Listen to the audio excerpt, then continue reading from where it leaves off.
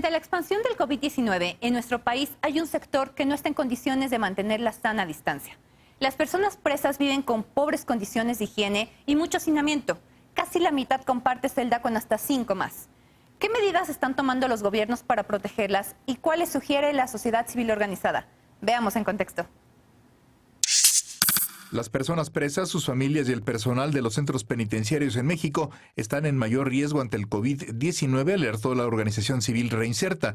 Según cifras del INEGI, en 37% de las prisiones hay sobrepoblación y 46% de la población presa comparte celda con 5 personas o más. Además, la CNDH reportó que hay condiciones deficientes de equipamiento e higiene en el 63% de los centros de reclusión y deficiencia en 33% de los servicios de salud. Ante el avance de la pandemia, la CNDH solicitó dotar, en la medida de lo posible, de productos como agua y jabón para la población penitenciaria, visitantes y empleados. En la Ciudad de México se anunció la aplicación de medidas sanitarias en los 13 centros penitenciarios, así como en los 6 especializados en atención a adolescentes y el de sanciones administrativas y de integración social. Se informó que los centros recibieron los insumos necesarios para realizar jornadas extraordinarias de limpieza y sanitización. En los centros federales se suspendieron las visitas hasta el 20 de abril y en varios penales estatales se redujeron los días de visita o se establecieron cercos sanitarios, según documentó Reinserta, que con otras organizaciones señalaron que estas medidas son insuficientes. Propusieron, en cambio, adoptar una política de no detención de personas por delitos no violentos, liberar a mujeres presas por delitos no graves y a personas adultas mayores, embarazadas, personas con diabetes, hipertensión y VIH. Punto y contrapunto. Lisa, tú que eres experta en este tema, cuéntanos, ¿qué pasa con estas personas que están en prisión?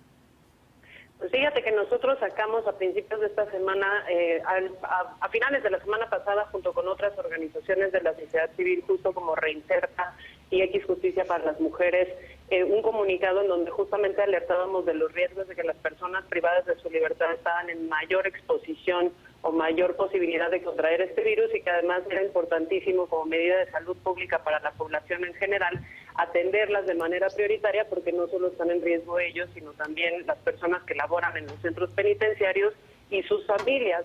Bien decía la nota, las cifras de INEGI, que además hay que completar con el hecho de que el 30% de las personas privadas de la libertad no tienen acceso a agua potable. Entonces, cuando estamos hablando que la principal medida de prevención es el lavado de manos, estamos hablando de gente que no tiene, 3 de cada 10 de esas, los más de 200,000 personas encarceladas que no tienen hoy en día acceso a agua potable y que más del 11% de esa población ya es mayor de 50 años y presenta algún tipo de comorbilidad o enfermedad adyacente que lo hace aún más vulnerable al riesgo de COVID.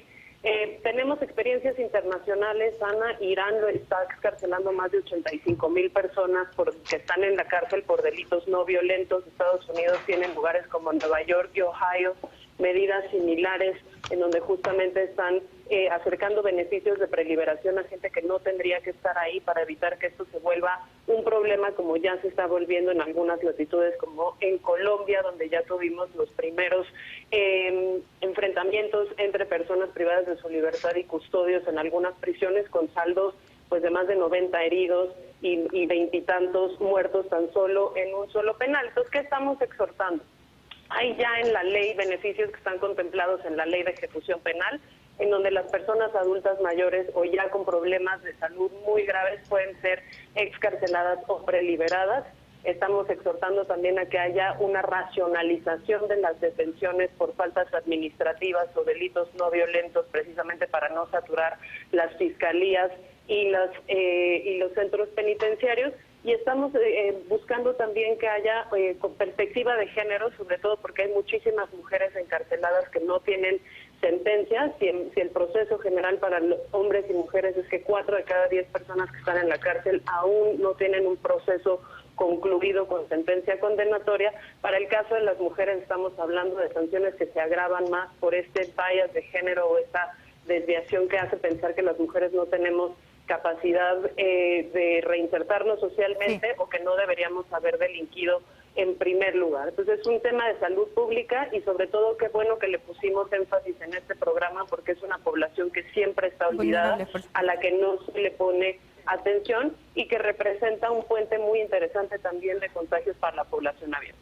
Eder, cuéntanos, no sé si tú sepas, ¿la 4T y el gobierno actual tiene alguna estrategia para esto?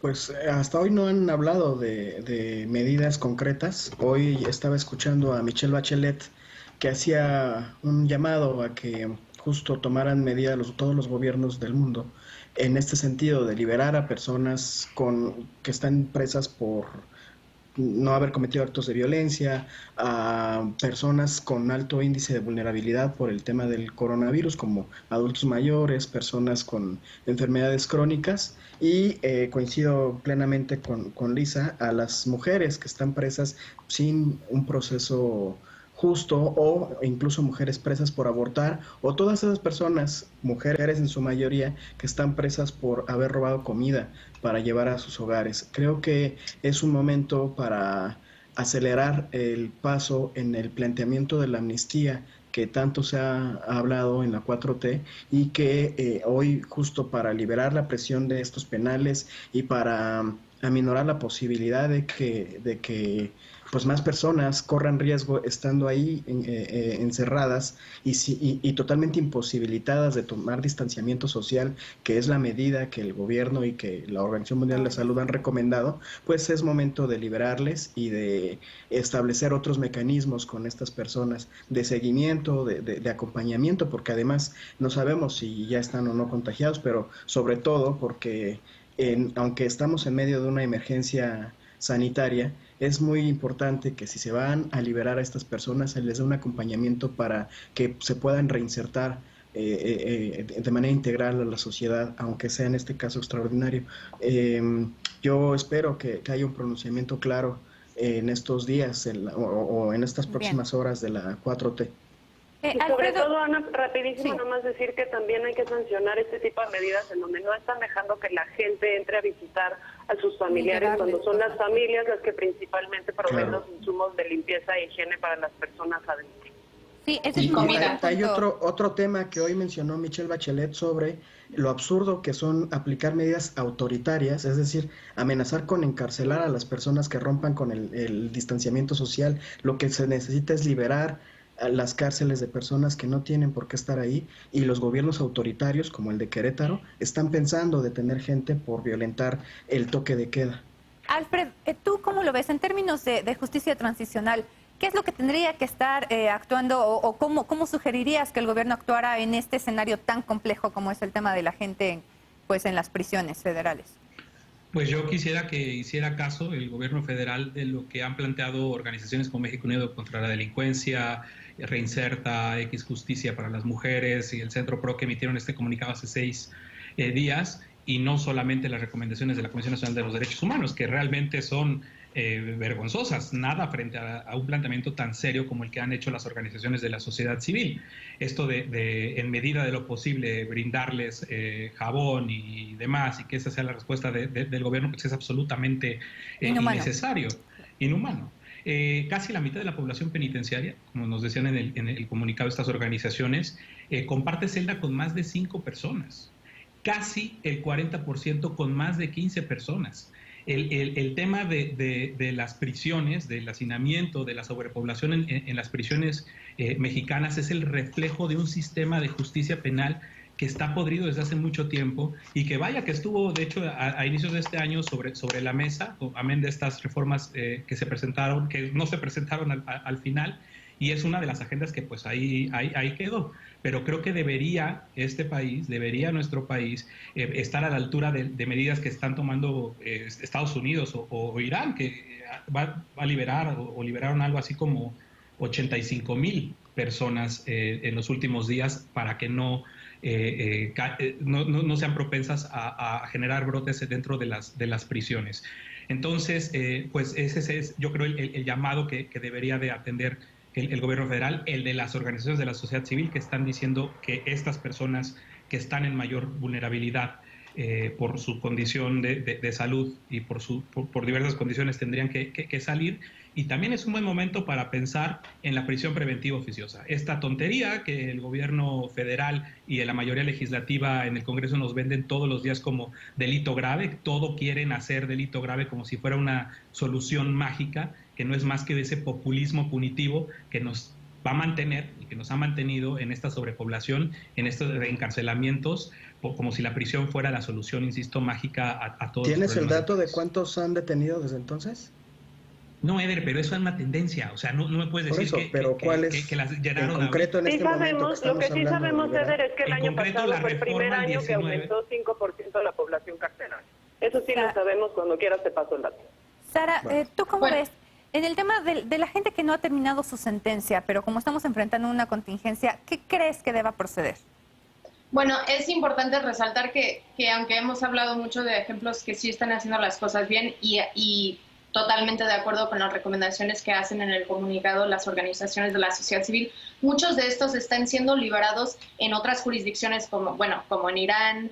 Los 85,000 que fueron liberados van a tener que regresar a terminar sus sentencias cuando termina la crisis, ellos dicen. Entonces, y hoy iban a empezar a revisar 10,000 casos que sí les iban a dar un indulto. Entonces, varios de estos estados, digamos que los están liberando, pero por un tiempo mientras hay esta crisis y después tendrían que regresar. Creo que esto, como en el segmento anterior que está detonando una conversación, creo que más como en la sociedad sobre el tema de la economía informal, aquí deberíamos de estar teniendo una conversación sobre cuáles son las reformas al sistema judicial que requiere, o al sistema de criminalización hacia diferentes poblaciones que ya se han ido mencionando aquí en esta conversación. Mujeres que roban comida, mujeres que deciden hacer un aborto, mujeres que están traficando pequeñas cantidades de sustancias o que nada más los están portando, muchas personas que están en la cárcel por delitos como contra la salud, como el narcomenudeo, cuando realmente es posesión simple arriba de la tabla